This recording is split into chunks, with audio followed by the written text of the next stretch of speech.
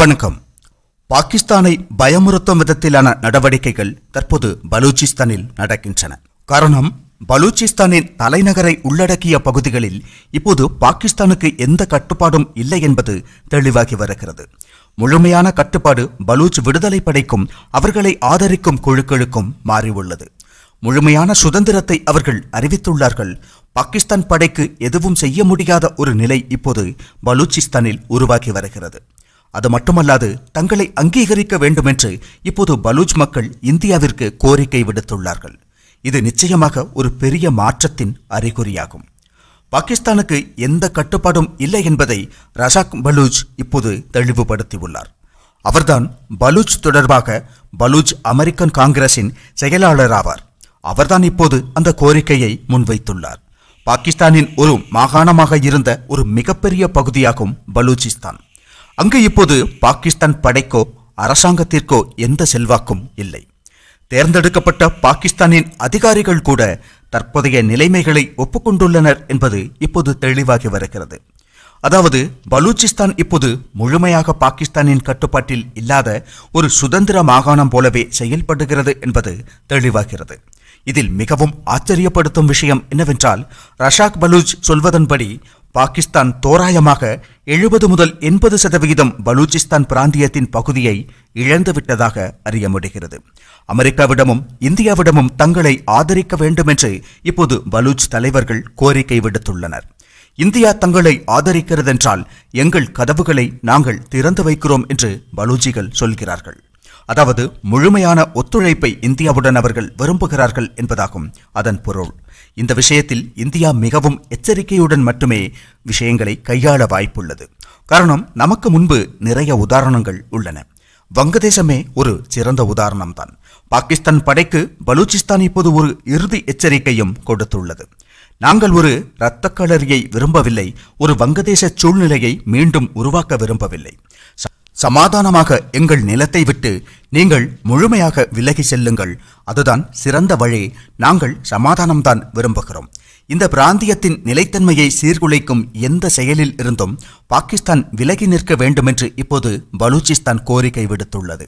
மேலும் சீனாவுக்கு எதிரான அவர்களின் நிலைப்பாட்டை மீண்டும் வலியுறுத்தியுள்ளனர். ட்விட்டர் உள்ளிட்ட தளங்களில் இந்தியாவுக்கு வெளிப்படையாக மிக தீவிரமான ஆதரவை வெளிப்படுத்தி வருகிறார்கள் பலூச்சிகள். சீனா பாகிஸ்தானை ஆதரிக்கிறது, ஆனால் பலூச் மக்கள் முழுமையாக இந்தியாவுடன் உள்ளனர் என்றும் கூறுகின்றனர். பாகிஸ்தானை அவர்கள் தீவிரவாத நாடு என்றே அழைக்கின்றனர். நாம் அழைப்பதை விட மோசமான வார்த்தைகளை பயன்படுத்தி பாகிஸ்தானை பலூச்சிகள் குறிப்பிடுகின்றனர். இப்போது பலூச்சிஸ்தானில் நாம் புரிந்து கொள்ளக்கூடிய நிலை என்னவென்றால், ஒரு பெரிய பகுதியின் கட்டுப்பாட்டை பாகிஸ்தான் முழுமையாக இழந்துவிட்டது என்பதாகவே உள்ளது.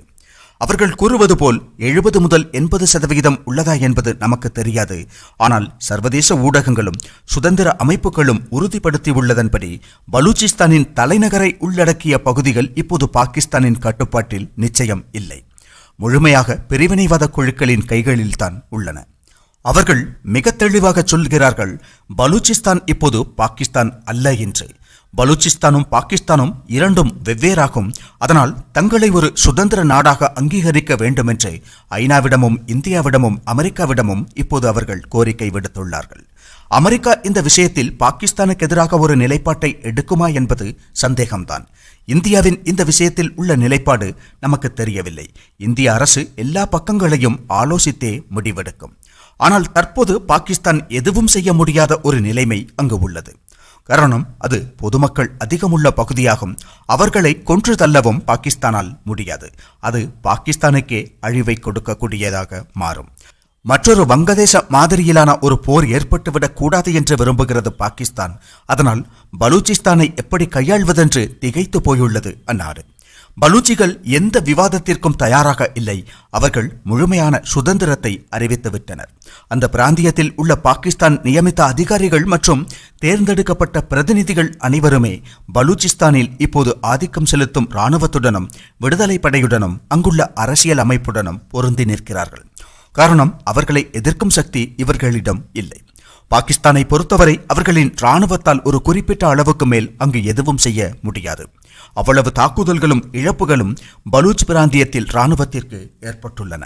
எனவே விரைவில் ஏதேனும் நாடு அதை ஒரு சுதந்திர நாடாக அறிவிக்குமா எந்த நாடுகளாவது பலூச்சிஸ்தானை ஒரு நாடாக அங்கீகரிக்குமா, ஐநா அங்கீகரிக்குமா என்பதை கண்டுதான் அறிய வேண்டும். தற்போது பாகிஸ்தானுக்கு அந்த களத்தில் எந்தவிதமான செல்வாக்கும் இல்லை என்பது தெளிவாகிறது. ஜெய்ஹிந்த்.